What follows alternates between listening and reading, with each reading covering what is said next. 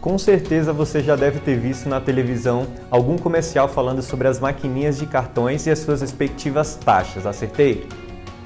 Bom, mas afinal, do que é composto essas taxas? No vídeo de hoje eu vou trazer tudo sobre as taxas das maquininhas de cartões e das taxas também do e-commerce para que você possa entender profundamente esse tema, que é uma das grandes dores de pessoas que atuam nessa área. E além disso, pessoal, eu quero também trazer para que vocês possam evitar qualquer tipo de dor de cabeça voltada para esse assunto e algum imprevisto na hora de receber o seu dinheiro. Fala pessoal, para quem não me conhece, eu sou o Vitor Lucena, eu sou especialista em meio de pagamento.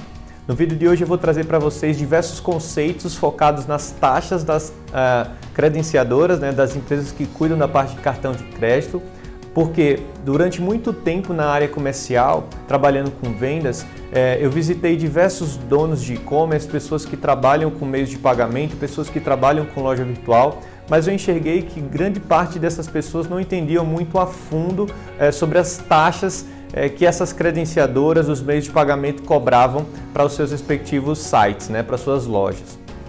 Diante disso, pessoal, já há algum tempo, diante das grandes credenciadoras, as adquirentes, focarem muito numa guerra de preços, numa guerra de taxas, infelizmente nosso mercado ele ficou muito drivado, muito focado em apenas custo.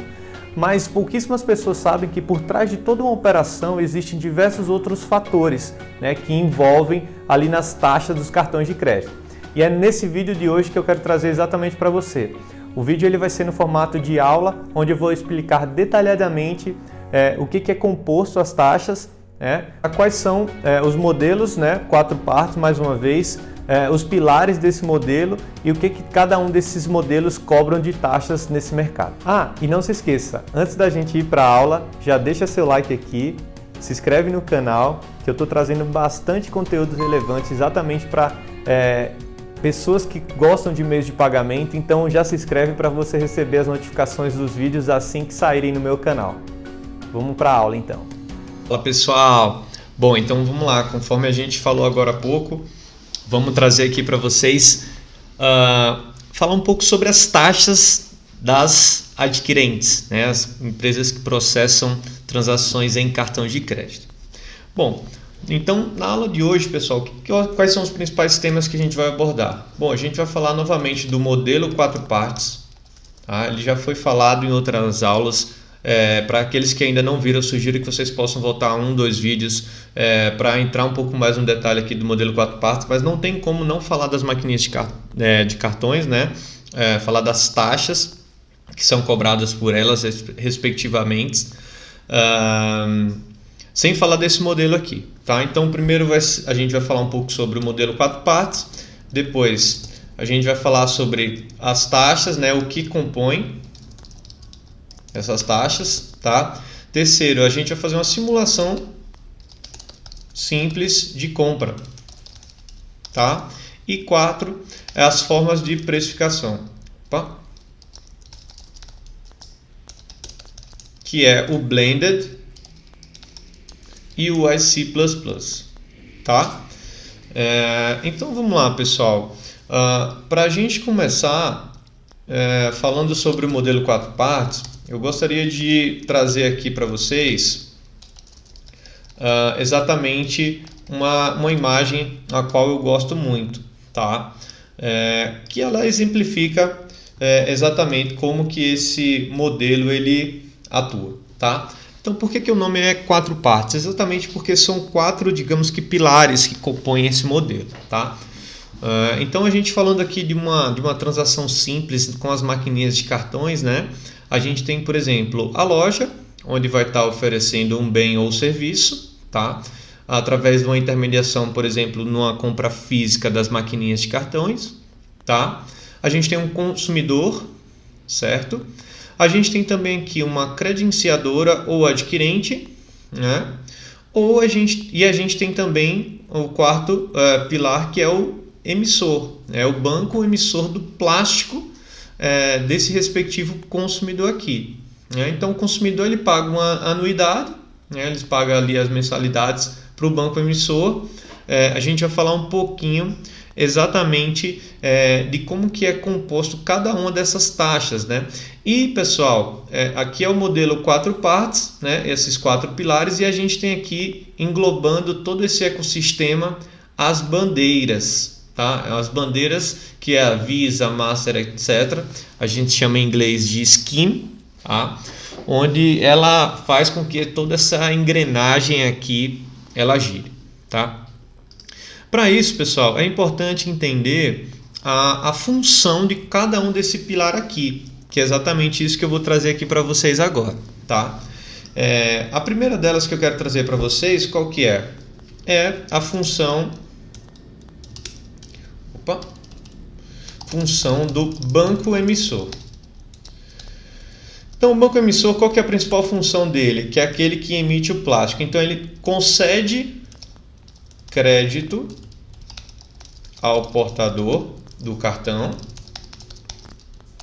Além disso, ele, obviamente, é responsável pela logística do cartão, através de um parceiro logístico.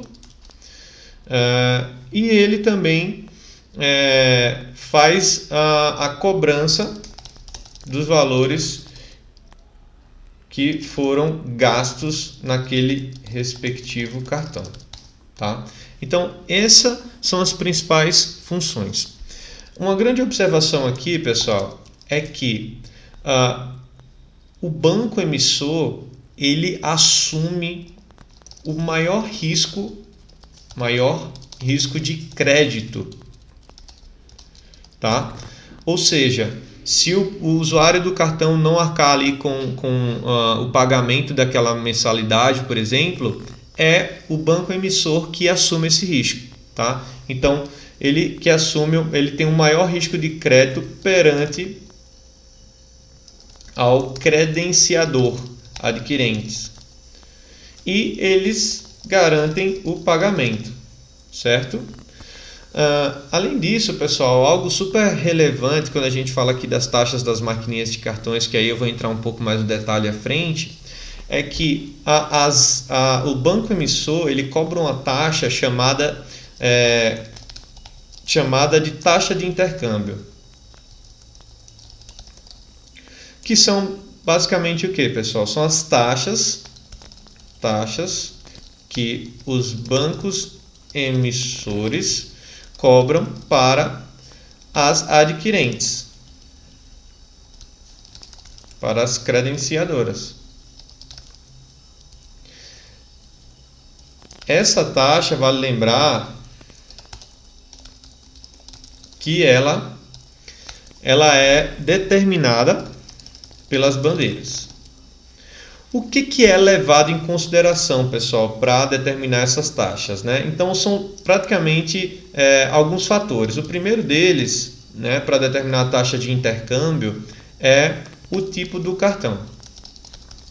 Exemplo, cartão Black, Platinum, etc. Geralmente, esses cartões eles têm um preço mais caro de interchange, tá? Além disso, o tipo do estabelecimento comercial que está sendo a compra, tá? Então, exemplo, posto de combustível, mercado, etc. Tá? E por fim, a gente tem também o tipo de captura da transação.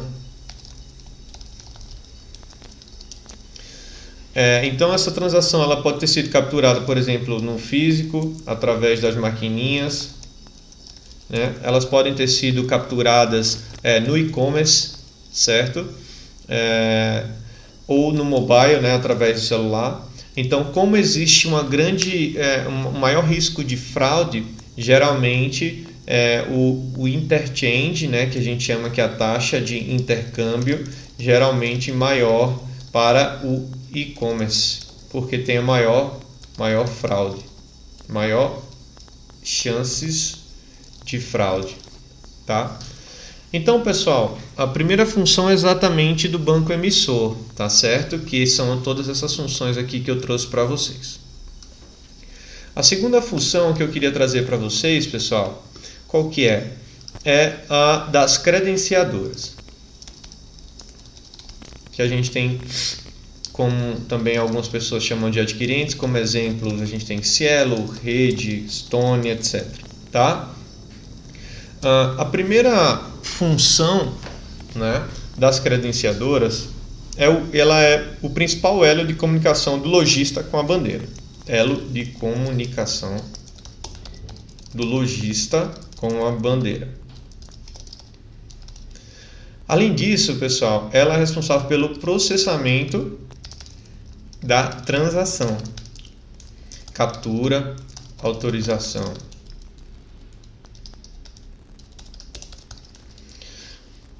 Ela também, as adquirentes, elas são responsáveis pelos credenciamentos dos ECs. O que são ECs, pessoal? Eu já falei isso no outro vídeo. Estabelecimentos comerciais. São as lojas. Tá? E também ela faz a liquidação. Tá? É um termo muito comum desse mercado, que é a liquidação, ou seja, o pagamento daquelas compras que foram feitas em cartão de crédito através daquele terminal POS, por exemplo, na conta bancária do próprio lojista. Tá? Aqui também pode ser chamada de settlement, que é um termo muito comum no inglês, tá? Que é, como eu falei, o pagamento dessas transações para o lojista, tá certo? É importante lembrar, pessoal, quando a gente fala aqui, a taxa cobrada das credenciadoras, elas cobram do estabelecimento comercial, tá? Dos estabelecimentos comerciais, perdão, uma taxa de administração, tá? Que é chamada de, em inglês, né, MDR, que é o Merchant Discount Rate, certo?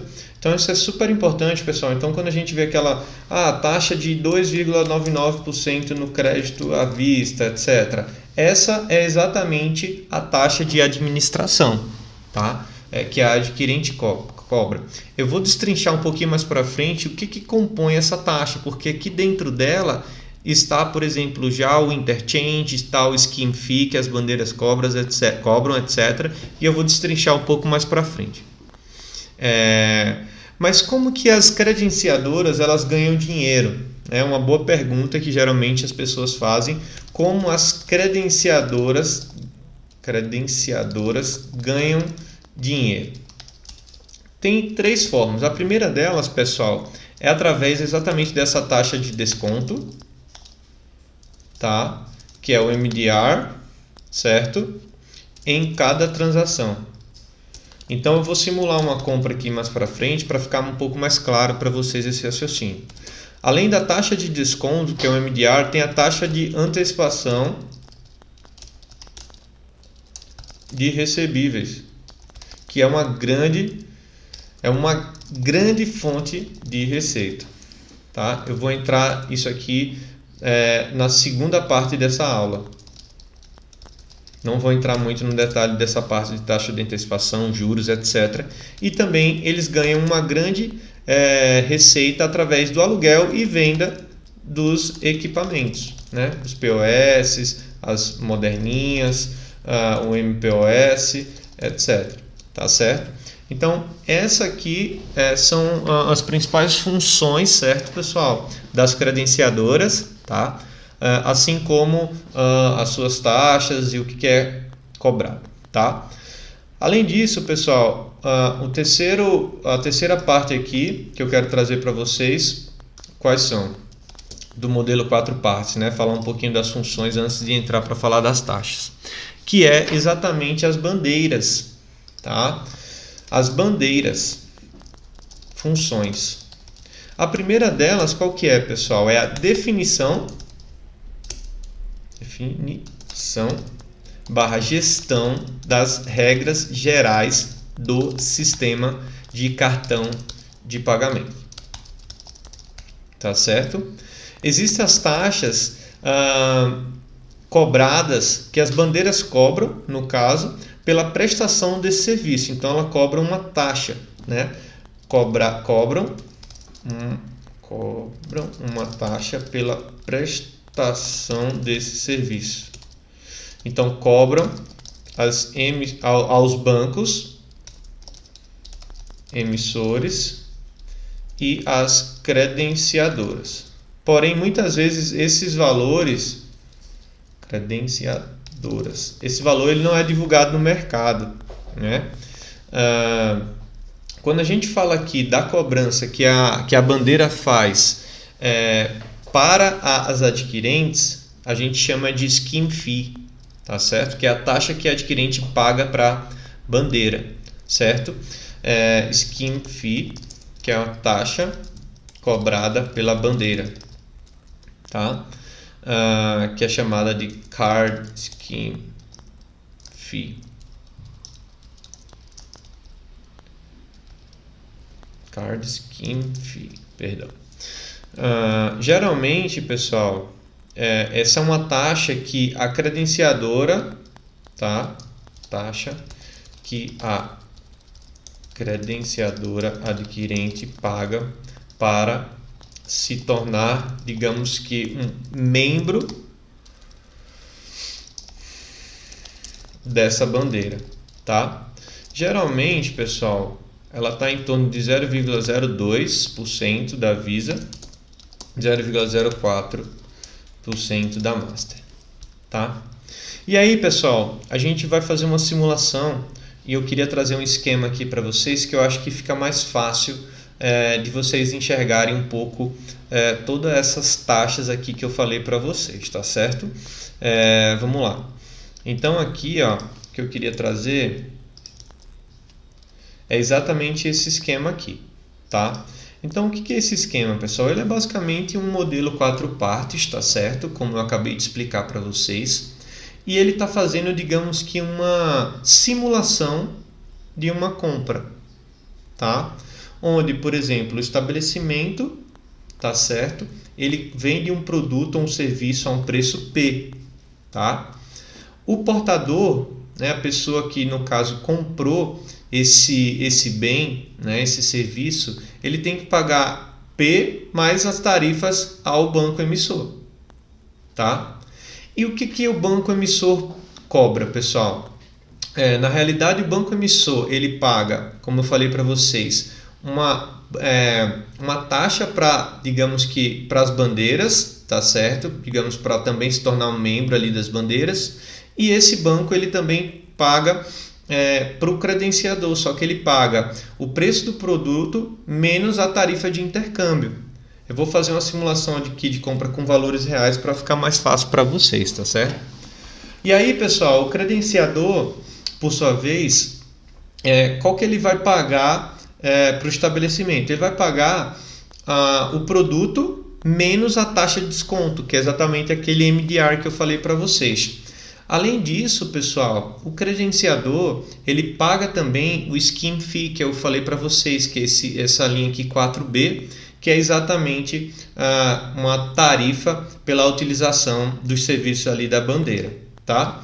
Então deixa eu ver se eu consigo, queria ver se eu conseguiria diminuir aqui, mas então vamos lá, pessoal, simulando a compra, ficaria basicamente dessa forma, ó. Vamos supor que o estabelecimento ele vai vender, estabelecimento vende um produto a R$100, tá?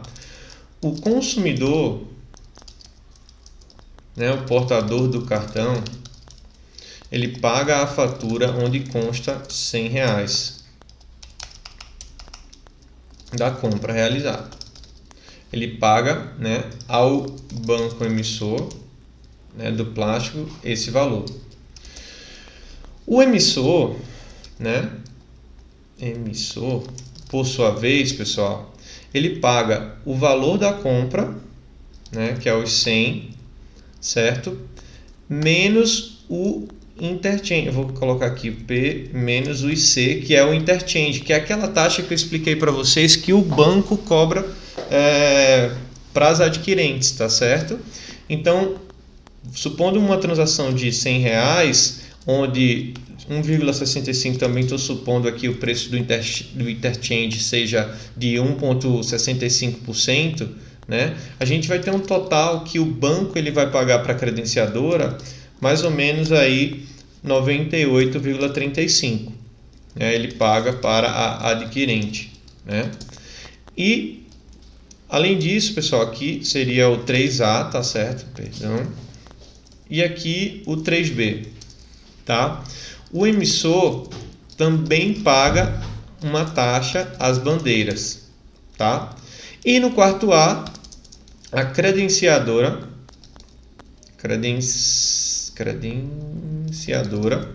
a adquirente, ela paga de volta ao estabelecimento, né, o valor do produto que foi comprado através do cartão de crédito, tá? Menos o MDR, que é o MDR, né, que é a taxa de desconto. Então, supondo, por exemplo, que a adquirente para esse estabelecimento ela cobrou um MDR, né, de 2,50%, a gente teria o preço do produto de R$100, né, menos os 2,50, tá?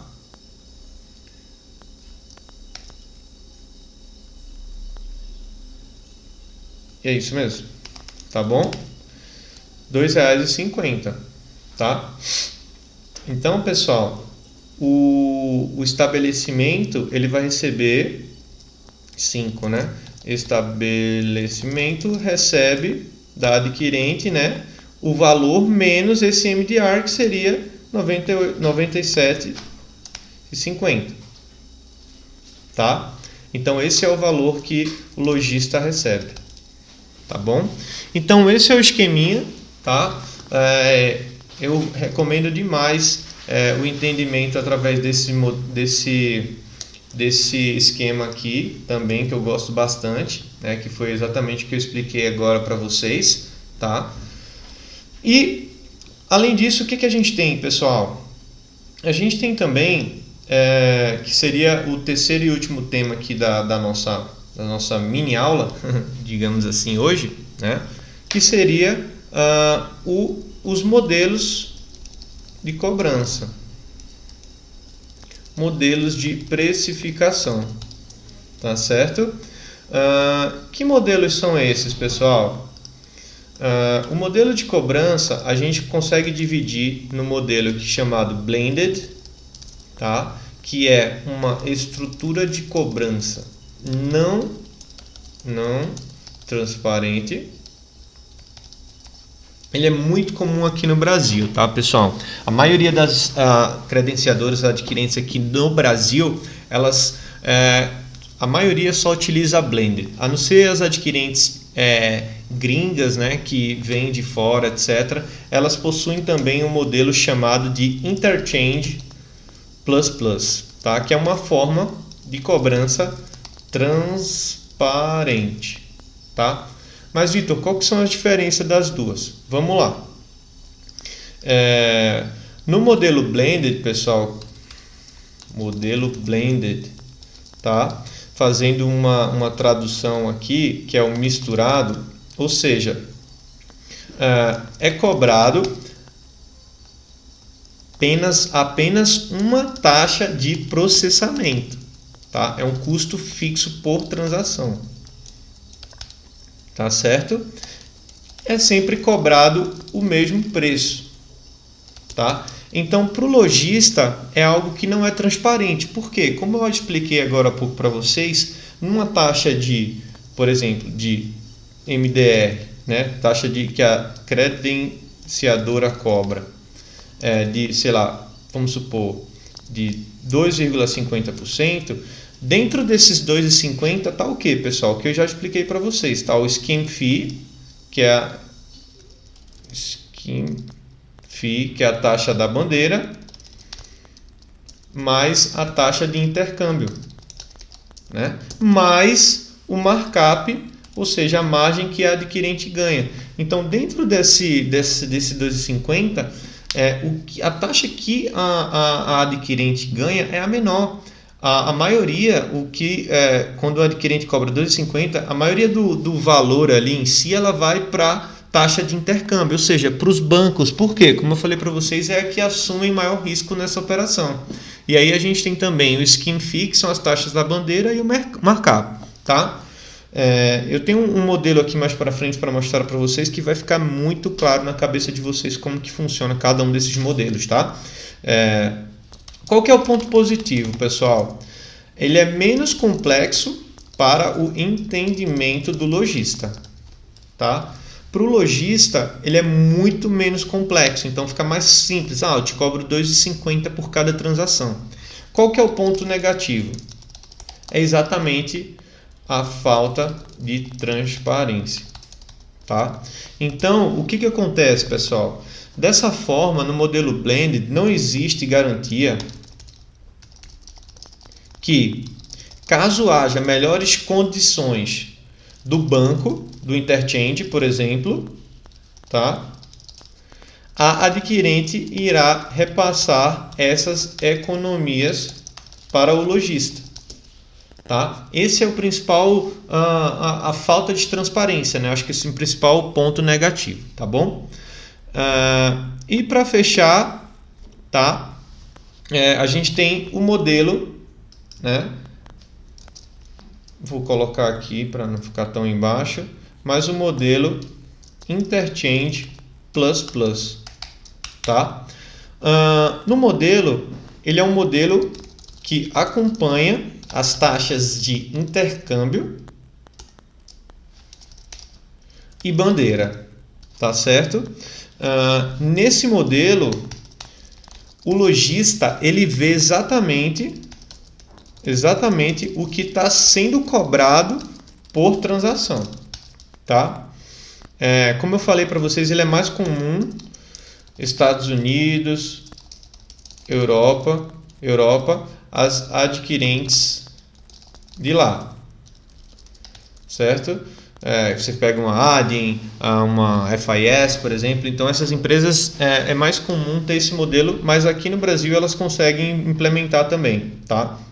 Então, diferente da rede, Cielo, etc., que não consegue ser tão transparente com o lojista em relação ao modelo de precificação, modelo de cobrança, né, digamos assim, através do interchange com essas adquirentes globais vocês conseguem. E quais são os componentes, né, do custo da transação para o Interchange Plus? Componentes do custo. Então vamos lá, pessoal. O IC, a sigla, né, que o pessoal utiliza do Interchange Plus é o IC++. E o que está destrinchado? Primeiro, o IC, o que ele é? É a taxa de interchange que vai para o banco, tá certo? O primeiro mais, o que é? É a taxa que vai para as bandeiras, né? Scheme Fee, certo? E o outro mais é o markup, né? Ou o processing fee, né? Que é o lucro que a adquirente põe em cima de cada transação, tá certo? Então, no exemplo que eu dei agora para vocês, pessoal, um exemplo aqui bem simples, vamos supor um MDR né, o Merchant Discount Rate, né, o MDR de 2,30%, a gente tem, por exemplo, algo aí em torno de 1,65 interchange vai para os bancos, né, uma receita para os bancos, certo? A gente tem 0,13 mais ou menos aí, que é a taxa da bandeira, que é um dos maisinhos ali que eu falei em cima, e o 0,52%, por exemplo, tá? Que é o segundo mais, que é a processing fee, taxa que vai de receita para as adquirentes, tá certo? Então, esses são os dois principais modelos, que é o modelo blended, onde ele não é transparente, e o modelo Interchange Plus, tá? E aí, pessoal, para a gente encerrar aqui, eu queria trazer para vocês exatamente o modelo que ele fica muito, muito mais claro para que vocês possam entender. Então, como que funciona? A gente tem aqui o modelo Blended, tá? onde a Processing Fee, Scheme Fee e Interchange Fee, elas estão todas englobadas como sendo 2,50. Então, caso, pessoal, a Scheme Fee reduza, que é a verdinha, de alguma forma, né, o interchange, do cobrado do banco reduz ali na transação, o processing fee, que é o markup das adquirentes, a taxa de processamento, ela se mantém o mesmo. Ou seja, a economia que você poderia ter, a adquirente não quer nem saber, ela vai continuar te cobrando os R$ 2,50, porque é uma taxa fixa por cada transação. Diferentemente, pessoal, do modelo Interchange Plus Plus. Porque o modelo Interchange Plus Plus, ele te dá toda essa visibilidade de quanto que está sendo cobrado por cada um desses pilares, digamos assim. Então a gente tem aqui, por exemplo, 2% de Interchange Fee, a gente tem mais 0,25% de Scheme Fee, mais 0,25% de Processing Fee, que seria o markup ali das adquirentes. Vamos supor que a Interchange Fee ele cai ali para 0,5%. Esse valor ele vai impactar aqui, então ele vai diminuir para 1,5%, né, no total ali, digamos que para o lojista. Então ele vai ter uma grande economia. Por quê? Porque reduziu aqui o Interchange Fee e ele é cobrado ali por transação, tá? E a terceira aqui aumentou um pouco também o Interchange Fee, ficando aí 2% de MDR, tá? Então essa é um esquema muito interessante para que fique mais claro como que é cobrado aí as taxas de precificação, tá? Bom, pessoal, é isso que eu queria trazer para vocês de conteúdo hoje. Espero que vocês tenham gostado. Apenas recapitulando do que a gente falou aqui para essa videoaula, que é algo super importante. O primeiro deles é a questão do modelo 4 partes, que é algo que precisa estar muito claro na cabeça de vocês. Além disso, o que a gente precisa trazer também é as funções de cada um desses pilares dentro do modelo 4 partes, tá? Quais são as taxas que cada um desses componentes cobram dentro do sistema e quais são os modelos de precificação e o que é que constitui cada um desses modelos. Espero que tenha ficado claro para vocês. Se você gostou, fez sentido para vocês, já deixa seu like, se inscreve no canal que vai vir muito mais conteúdo para vocês. Um abraço. Nos vemos no próximo vídeo.